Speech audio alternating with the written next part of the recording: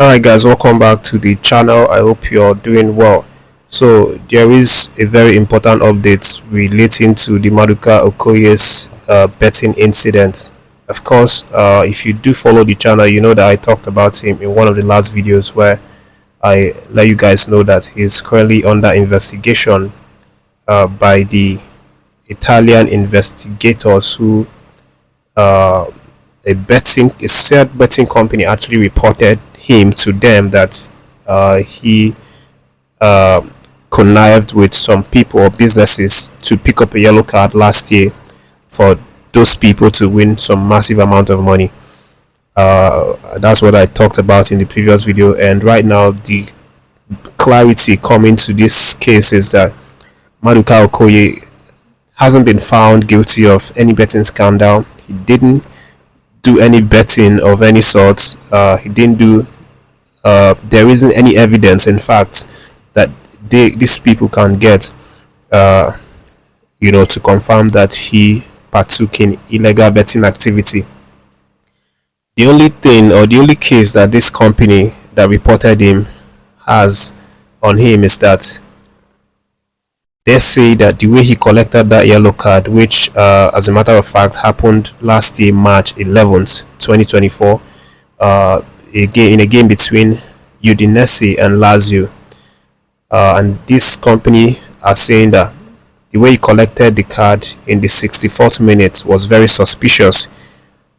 You know, he actually collected that card by wasting time.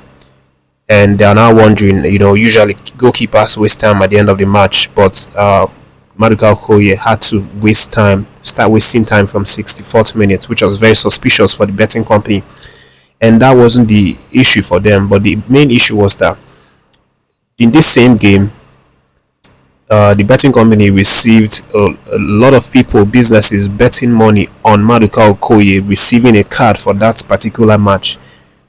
And at the end of the day, after the match, he received a card, and then a lot of people won a lot of money, thousands of euros, a lot of cash. So this betting company lost a lot of money on that day. This is why they have filed that complaint, so that investigations can go on. But there is nothing against, they've not really seen anything illegal. There's nothing that they can say that this man did. For me, because what's it called, wasting of time is something, is a culture that we see goalkeepers do every day. It doesn't matter whether it's in the 9 minutes or in the 60 or 64th minute. Goalkeepers waste time a lot, especially if maybe they want to hold the game, or they are winning, they want to kill off pressure from the opposing team, things like that. It could be a number of reasons, so. But for everything, I just hope that at the end of the day, this man is going to be found not guilty, because from everything we are seeing, it doesn't seem like he did anything. But we're going to wait for what they are going to find, and then I'm going to let you guys know what's the update on that front. But let's move on, guys, and let me let you know about some of our players who I might have left out from the last video, who also did well over the weekend.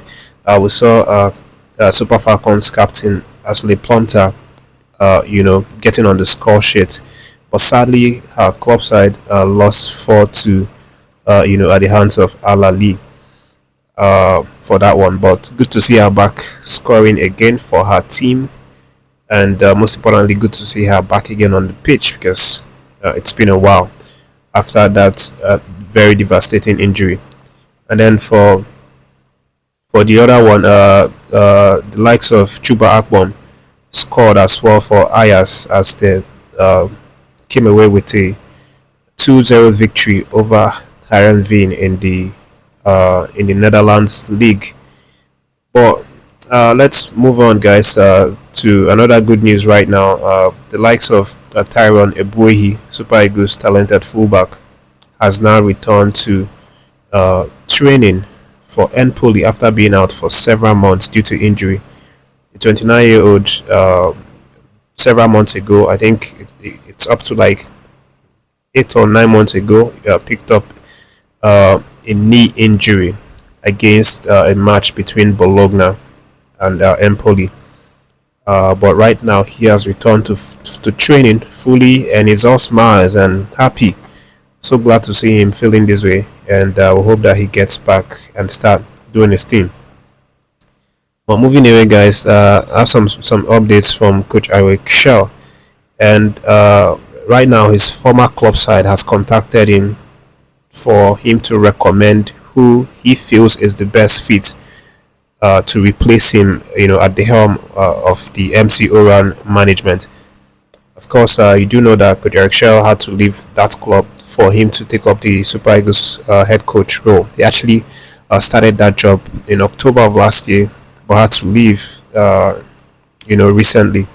So for Coach Eric Chelle, he has now told the management to go for a certain Amir Abdul, who has a very very incredible CV, because he actually qualified Mauritania and Comoros for the 2021 African Cup of Nations, which is their first ever qualification to the African Cup of Nations. He actually made history with them. So Shell is now recommending this man to his old employers that he is the right fit to take over from him at the club. But we'll see what happens. Of course, Eric Shell has a lot in his hands, with this new job, which is of course qualifying us for the World Cup 2026. And about that, we have a certain former Super Eagles combative midfielder, Genyi Onazi, who has now expressed what he truly feels about, the idea that we need to qualify for the World Cup 2026. For Onazi, he talks about, the fact that the Nigerian Super Eagles has a squad, has a team, has a quality, and now they have the coach to try and push for it. But he feels that it's going to be really hard, and if it's going to happen, it will need the boys to bring in their hearts out, and work together with the coach to achieve this. He also feels that the fact that we lost our last game last year against Rwanda in the African Cup of Nations qualifiers round, that loss in itself was bad, because this same opponent, Rwanda, are the people we are going to play in March, and then we'll go on to play Zimbabwe for the World Cup qualifiers.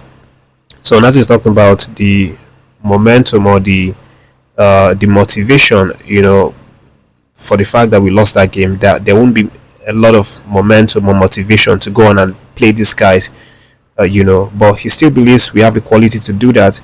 And in his words, he said, we have an amazing team, a world-class team. We just need to put ourselves in order and respect the badge. It's amazing for us not to beat Rwanda. Of course, anything can happen in football, but there are some things that are not acceptable. I wish them all the best. They're amazing. So these are the words from Genyi Onazi to the Super Eagles of Nigeria. We're going to see what happens in 2 months' time, whether we will be able to give them a payback for what they did to us in December. But those are some of the updates at this moment. Leave your reaction, subscribe to the channel, and stay tuned for more stories.